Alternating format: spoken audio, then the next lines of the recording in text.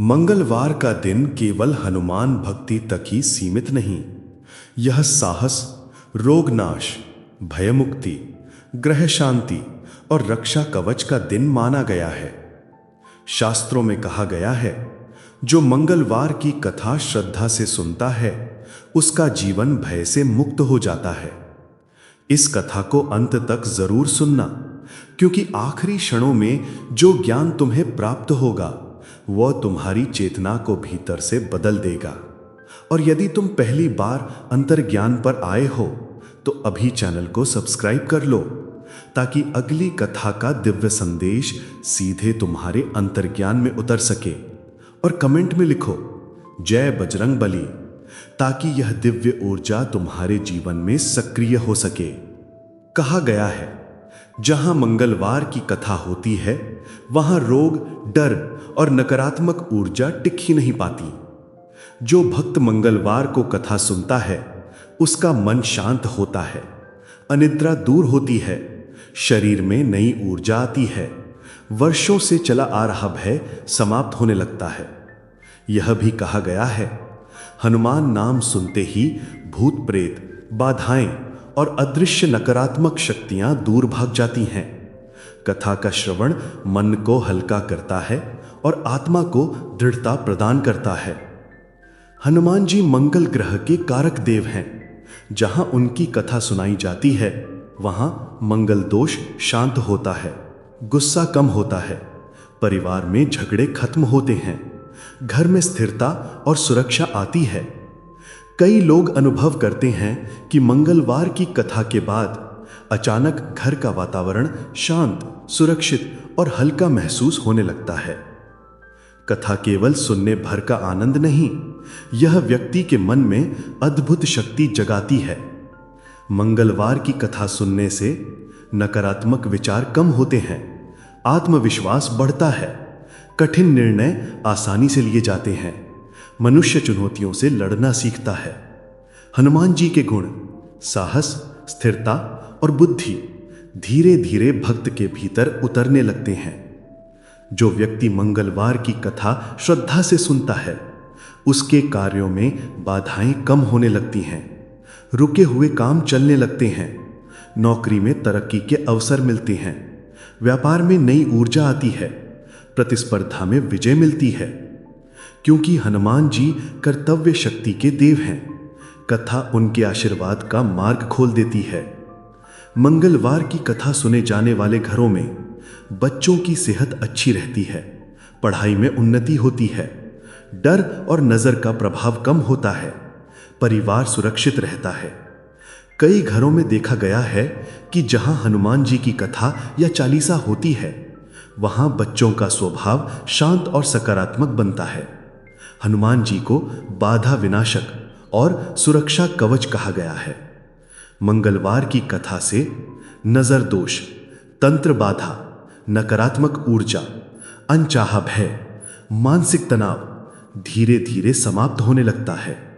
शास्त्रों में लिखा है, जहां हनुमान कथा हो वहां अंधकार टिक नहीं पाता। कई भक्त बताते हैं कि मंगलवार की कथा के बाद घर उजला लगता है, मन हल्का होता है, अचानक शुभ अवसर मिलते हैं, रुके हुए पैसे वापस आते हैं, किसी अच्छी खबर का आगमन होता है। यह सब हनुमान जी के कृपा संकेत माने जाते हैं।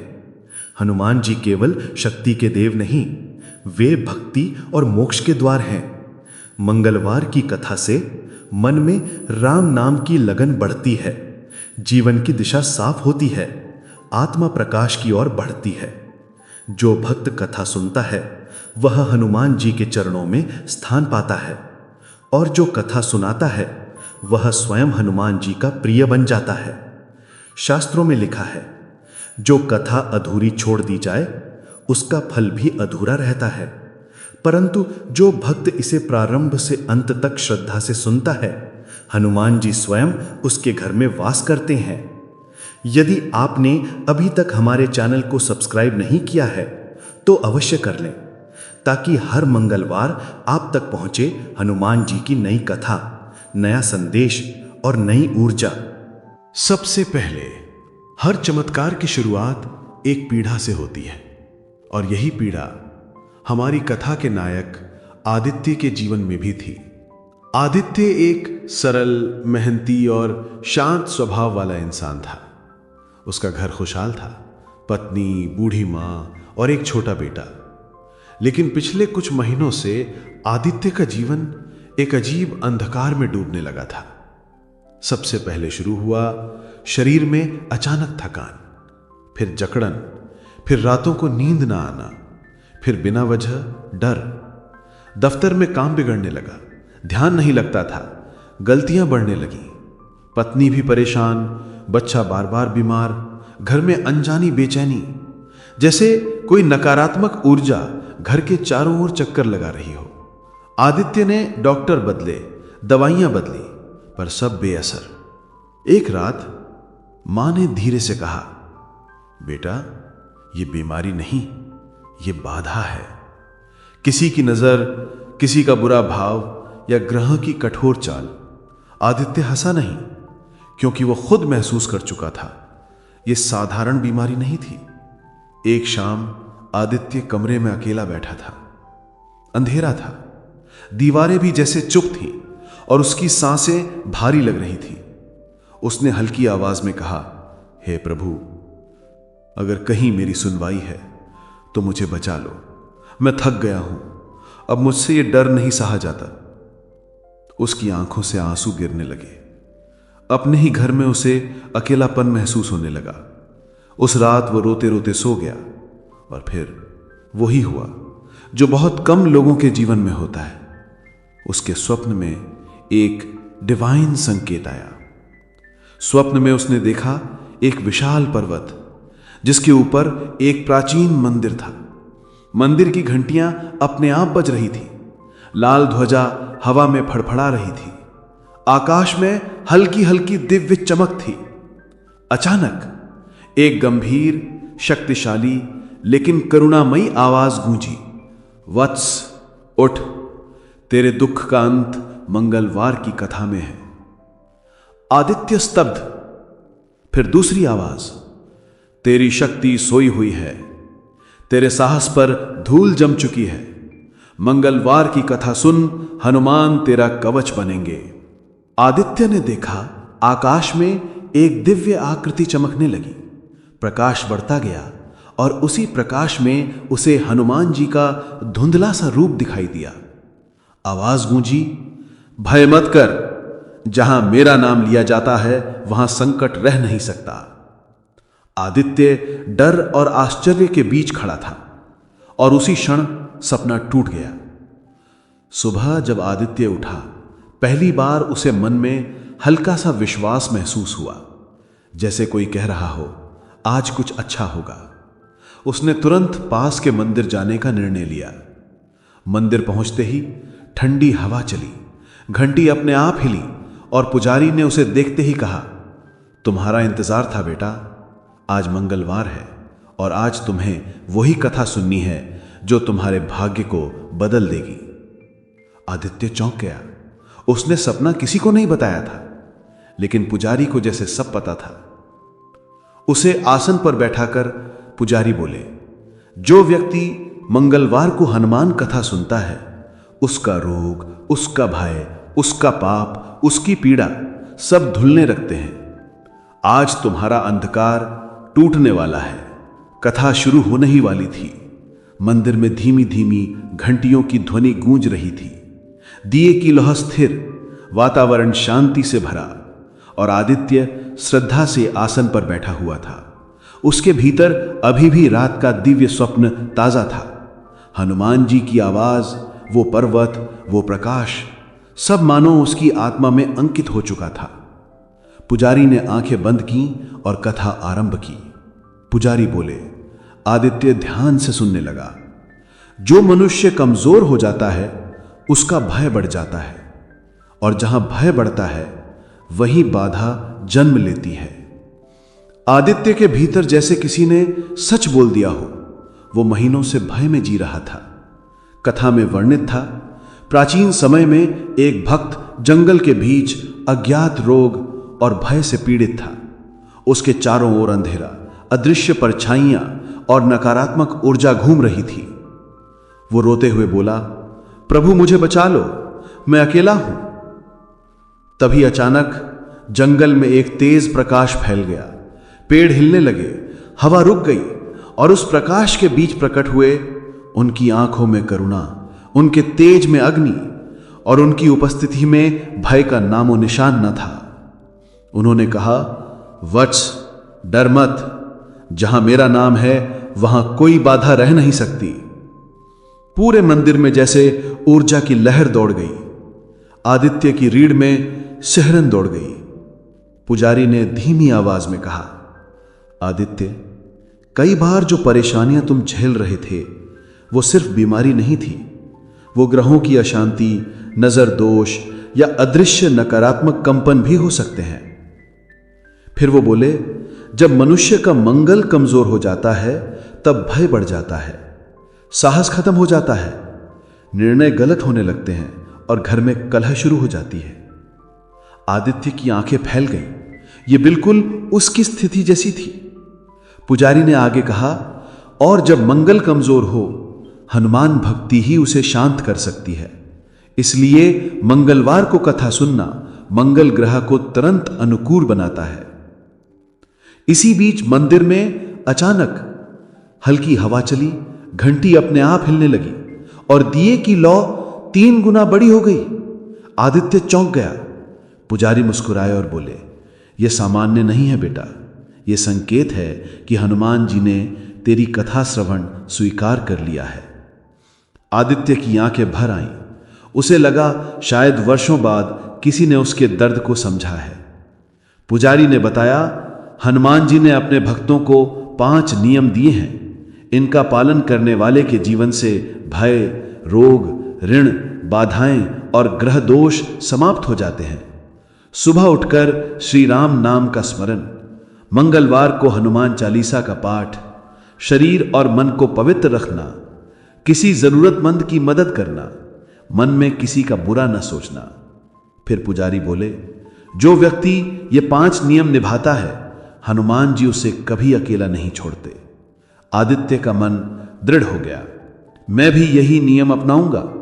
जैसे ही कथा का पहला दिन समाप्त हुआ, आदित्य ने महसूस किया मन हल्का हो गया, सिर दर्द गायब, बेचैनी शांत, डर कम।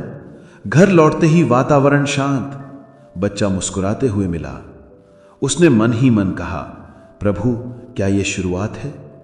हां, यही शुरुआत थी एक लंबी दिव्य यात्रा की। मंगलवार की कथा का पहला दिन समाप्त हो चुका था, लेकिन उसके प्रभाव की शुरुआत अब आदित्य के जीवन में दिखाई देने लगी थी। उसके मन में जो बेचैनी, डर और घुटन महीनों से जमी थी, आज पहली बार वो हल्की हुई थी। उसे महसूस हुआ, मेरे ऊपर कोई अदृश्य शक्ति हाथ रखकर कह रही है, डर मत, मैं हूं। अगली सुबह आदित्य रोज की तरह भारी सिर लेकर नहीं उठा। आज उसके भीतर कुछ अलग था। शरीर हल्का, मन शांत, नींद गहरी, डर बिल्कुल कम। वह आश्चर्य से खुद से बोला, क्या यह सच में हनुमान जी की कृपा है?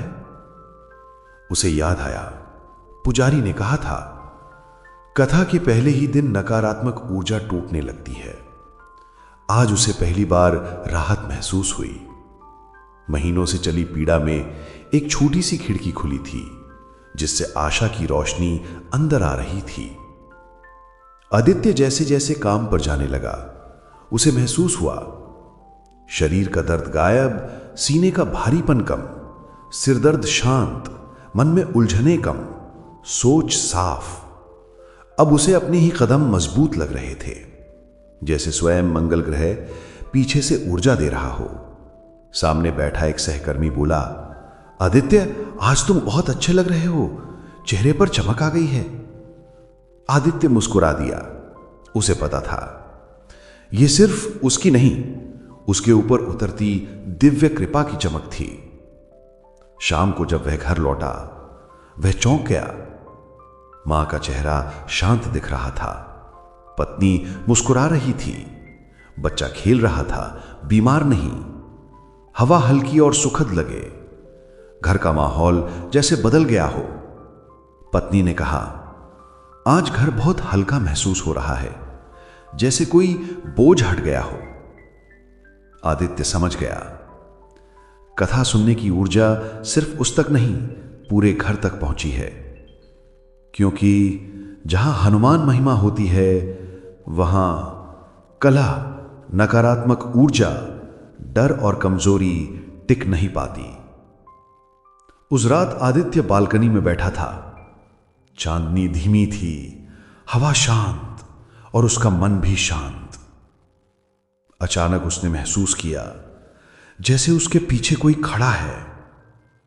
वह पलटा, कोई नहीं था, पर उसे स्पष्ट एहसास हुआ, मैं अकेला नहीं हूं। यह एहसास डर का नहीं, बल्कि किसी रक्षक की उपस्थिति का था। मनोवैज्ञानिक बोझ सालों से उसके कंधों पर था, पर आज ऐसा लगा जैसे किसी ने वह बोझ उतार लिया हो। उसने हल्के स्वर में कहा, जय हनुमान, और उसके होठों पर मुस्कुराहट आ गई। अगले कुछ दिनों में जिन कामों में बाधा थी वे चलने लगे। ऑफिस में गलती बंद हुई, बॉस ने पहली बार तारीफ की, पैसा अटकना बंद हुआ, निर्णय शक्ति बढ़ने लगी, गुस्सा और क्रोध कम होने लगा। क्योंकि हनुमान भक्ति सीधे मंगल ग्रह को प्रभावित करती है। पुजारी ने सही कहा था, जब मंगल शांत हो जाता है, मनुष्य की किस्मत आगे बढ़ने लगती है। आदित्य ने पहली बार महसूस किया, वह अब कमजोर नहीं, वह फिर से मजबूत हो रहा है। तीसरे मंगलवार की रात आदित्य मंदिर में कथा सुनते समय गहरी भक्ति में डूबा था। कथा समाप्त हुई और वह अकेला बैठा रहा। अचानक मंदिर की घंटी अपने आप बजने लगी। हवा में चमेली की दिव्य सुगंध फैल गई। दीपक की लौ ऊपर की ओर उठने लगी और वातावरण में हल्की प्रकाश लहरी फैल गई। और उसी क्षण आदित्य ने अपने दाएं कंधे पर एक हल्का गर्म स्पर्श महसूस किया, जैसे किसी ने उसे करुणा से छुआ हो। उसके पूरे शरीर में ऊर्जा की तरंग दौड़ गई, आंखों से आंसू बह निकले। उसने धीरे से कहा, प्रभु आप हैं ना? मौन हवा ने उसकी प्रार्थना का उत्तर दे दिया। हां, वह अकेला नहीं था। आदित्य के जीवन में चमत्कार शुरू हो चुके थे। रोग कम हो चुका, मन शांत हो चुका, घर में शांति लौटने लगी थी और काम में तरक्की भी मिल रही थी। लेकिन जब प्रकाश बढ़ता है, अंधकार अंतिम बार पूरी ताकत से हमला करता है। यह ब्रह्मांड का नियम है। और अब आदित्य की सबसे बड़ी परीक्षा आने वाली थी। एक मंगलवार की देर रात आदित्य अपने कमरे में सो रहा था। सन्नाटा था, सारे घर में गहरी नींद छाई हुई थी। अचानक कमरे का तापमान तेजी से गिरा, पर्दे जोरों से हिलने लगे, पंखा बंद होने के बावजूद तेज हवा जैसी आवाजें आने लगी। दीपक की लौ काली पड़ने लगी, दीवारों पर अजीब परछाइयां बनने लगी। आदित्य की नींद खुली, लेकिन वह उठने की कोशिश करता, उसे लगा जैसे कोई भारी बोझ उसके सीने पर बैठा हो। सांसें अटक गईं, उसकी रीढ़ में डर की एक ठंडी सिहरन दौड़ गई। अचानक कमरे में एक गहरी खुरदुरी आवाज गूंजी, तुझे लगता है कि तू बच जाएगा, मैं तेरी भक्ति तोड़ दूंगा। आदित्य का दिल तेजी से धड़कने लगा। यह इंसानी आवाज नहीं थी, यह किसी नकारात्मक शक्ति का प्रहार था। यह वही बाधा थी जो महीनों से उसका जीवन तहस नहस कर रही थी। आदित्य बोलना चाहता था, लेकिन आवाज नहीं निकल रही थी। हाथ पैर हिलाना चाहता था, लेकिन शरीर जड़ हो गया था, जैसे किसी अदृश्य शक्ति ने उसे कैद कर लिया हो। उसके कानों में फिर वही आवाज आई, तेरा मंगल कमजोर है, तो मुझसे बच नहीं पाएगा। आदित्य के मन में भय बढ़ने लगा। उसने पूरी ताकत से एक ही शब्द मन में बोला, हनुमान। जैसे ही उसने ये सोचा, बाधा और क्रोधित हो गई, कमरा और अंधेरा हो गया। निराशा की उस क्षण में आदित्य को पुजारी की बात याद आई, जब भय बढ़ जाए तब मन ही मन हनुमान चालीसा का पहला दोहा बोल देना, बाकी मैं कहूंगा। चमत्कार अपने आप होगा। आदित्य ने अंदर ही अंदर बहुत मुश्किल से धीमे स्वर में उच्चारण किया, जय हनुमान ज्ञान गुण सागर। और उसी क्षण अंधकार की आवाज पीड़ादायक चीख में बदल गई। कमरे की दीवारें कांपने लगी। दीपक की बुझी लौ अचानक तेज प्रकाश में बदल गई। कुछ अद्भुत हो रहा था। आदित्य ने अगली पंक्ति बोली, जय कपीस तिहु लोक उजागर। और अचानक अंधेरा पीछे हटने लगा। भारी बोझ उसके सीने से उठ गया। शरीर में ताकत लौटने लगी। हवा में दिव्य गंध फैल गई। घंटी बजने की धीमी ध्वनि सुनाई देने लगी। उसने पूरी श्रद्धा से चिल्लाया, जय बजरंग बली। आदित्य की आवाज के साथ ही पूरा कमरा रोशनी से भर गया। लाल, स्वर्ण और सफेद प्रकाश की लहरें उसके चारों ओर चक्र बनाकर घूमने लगी, जैसे हनुमान जी ने स्वयं उसके चारों ओर दिव्य कवच बना दिया हो। अंधेरी परछाइयां एक कोने में सिकुड़ने लगीं। वो नकारात्मक सत्ता चिल्लाई, नहीं, ये शक्ति कैसे जाग गई? क्योंकि हनुमान चालीसा का पाठ सीधा नकारात्मक ऊर्जा पर वार करता है। आदित्य अब निर्भय हो चुका था। उसने जोर से पढ़ना शुरू किया, भूत पिशाच निकट नहीं आवे, महावीर जब नाम सुनावे। इस पंक्ति के उच्चारण के साथ ही वो अंधेरा धुएं में बदलकर पूरी तरह गायब हो गया। अगले दिन आदित्य मंदिर पहुंचा। वो आज शांत था, लेकिन उसकी आंखों में रात का अनुभव चमक रहा था। पुजारी उसे देखते ही बोले, बेटा, कल रात तेरी सबसे बड़ी परीक्षा थी और तूने उसे जीत लिया। आदित्य की आंखें नम हो गईं। पुजारी ने हाथ उसके सिर पर रखा। तूने चालीसा का स्मरण किया और याद रखना, जहां हनुमान चालीसा का कंपन उठे वहां किसी बाधा की शक्ति नहीं टिक सकती। फिर उन्होंने आगे कहा, अब तेरी रक्षा स्वयं हनुमान जी कर रहे हैं। आगे तेरे जीवन में जो भी आएगा वो केवल उन्नति और विजय होगी। आदित्य ने अपनी सबसे बड़ी परीक्षा जीत ली थी। अंधकार पर जीत, भय पर जीत, बाधा पर जीत। और यह जीत उसकी नहीं थी, यह हनुमान जी के दिव्य हस्तक्षेप की जीत थी। अब उसके जीवन में शुरू होना था स्थायी परिवर्तन, नई रोशनी और मंगल सिद्धि का शुभ काल। अगली सुबह जब आदित्य उठा, उसे ऐसा महसूस हुआ जैसे उसका पुनर्जन्म हो गया हो।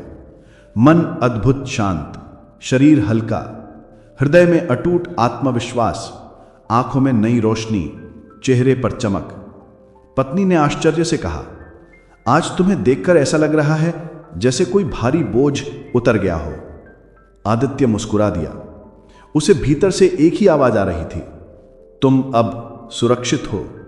अगले कुछ दिनों में पुराने काम जो महीनों से बंद थे अचानक चलने लगे।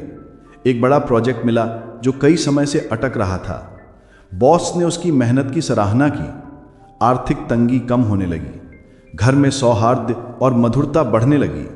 मां का स्वास्थ्य सुधरने लगा। और सबसे बड़ा चमत्कार, उसका डर बिल्कुल खत्म हो गया। वो अब वही आदित्य नहीं था जो अंधेरी रातों में कांपता था। अब वो उस शक्ति का भक्त था जिसके नाम से भय भाग जाता है। पुजारी ने आदित्य को बुलाकर कहा, वत्स, अब तेरा मंगल जाग चुका है। जब मंगल ग्रह अनुकूल हो जाए तब मनुष्य के जीवन में साहस, निर्णय शक्ति, सफलता, धन, नेतृत्व, सम्मान अपने आप आने लगते हैं। आदित्य का जीवन अब यही सिद्ध कर रहा था। वो पहले डर की वजह से निर्णय लेने से डरता था। अब वो आत्मविश्वास के साथ हर चुनौती को स्वीकार करता था। एक मंगलवार की रात जब आदित्य कथा सुनकर मंदिर में शांत बैठा था, अचानक उसे एक दिव्य तेज दिखाई दिया। एक हल्की लाल आभा उसके चारों ओर फैल गई। हवा में चमेली की सुगंध फैलने लगी। आदित्य भाव विभोर हो उठा। उसने आंखें बंद की और उसी क्षण उसके कानों में एक दिव्य करुणामय आवाज गूंजी, वत्स, तेरी यात्रा सफल हुई। तुमने भय को पराजित किया। अब से मैं हर कदम पर तेरे साथ हूं। आदित्य रो पड़ा। आंसू जमीन पर गिर रहे थे, लेकिन वे दुख के आंसू नहीं, वे कृपा के आंसू थे। फिर आवाज आई, जो व्यक्ति ये मंगलवार कथा सुनेगा और श्रद्धा से मेरा स्मरण करेगा, उसका रोग नष्ट होगा, उसका भय मिटेगा, उसका मंगल अनुकूल होगा और उसके घर में सिद्धि और सुरक्षा का वास होगा। प्रकाश धीरे धीरे विलीन हो गया, पर आदित्य के भीतर जो शक्ति जाग गई थी वो अब कभी नहीं बुझने वाली थी। कुछ सप्ताह में घर में कलह पूरी तरह समाप्त, आर्थिक हालत बेहतर, बच्चे का स्वास्थ्य सुधरा, पत्नी का मन प्रसन्न, मां की बीमारी लगभग न के बराबर। सब कुछ बदल गया था, जैसे किसी ने जिंदगी की पुरानी किताब फाड़कर नई किताब दे दी हो। आदित्य ने पुजारी से कहा, अब मैं हर मंगलवार कथा सुनूंगा भी और सुनाऊंगा भी, क्योंकि ये कथा सिर्फ जिंदगी नहीं बदलती, ये आत्मा को मुक्त करती है। पुजारी मुस्कुराए और जो कथा सुनाता है वो हनुमान जी का प्रिय बन जाता है। इस कथा को सुनकर मन को शांति मिली और जिसके जीवन में आदित्य की तरह परिवर्तन आया है वो जरूर कमेंट में कहे कि जय हनुमान। जो भक्त ये कथा श्रद्धा से सुनता है उसके लिए हनुमान जी की ओर से आशीर्वाद, रोगों का नाश, भय और चिंता का अंत, मंगल दोष का शमन, घर में शांति और सुरक्षा, आर्थिक उन्नति और सफलता, आत्मविश्वास और साहस, नकारात्मक शक्तियों से रक्षा, संतान और परिवार का कल्याण। ये कथा सिर्फ कहानी नहीं, ये हनुमान जी का जप, ध्यान और आशीष है। ओम हनुमते नमः, सर्व कष्ट हरणाय, सर्व दोष निवारणाय, प्रसन्न भव हनुमते नमः। इस मंत्र का प्रभाव मन, घर, कर्म और भाग्य चारों पर पड़ता है। अगर आज की कथा ने तुम्हारे भीतर कुछ जगाया है तो इस वीडियो को लाइक करो ताकि ये ऊर्जा और भी आत्माओं तक पहुंच सके। कमेंट में लिखो हनुमान जी हमारे साथ हैं, ताकि ये आशीर्वाद तुम्हारी चेतना में स्थिर हो जाए। और इस ज्ञान को शेयर जरूर करो, क्योंकि जब ज्ञान बांटा जाता है तो उसका प्रकाश और बढ़ता है।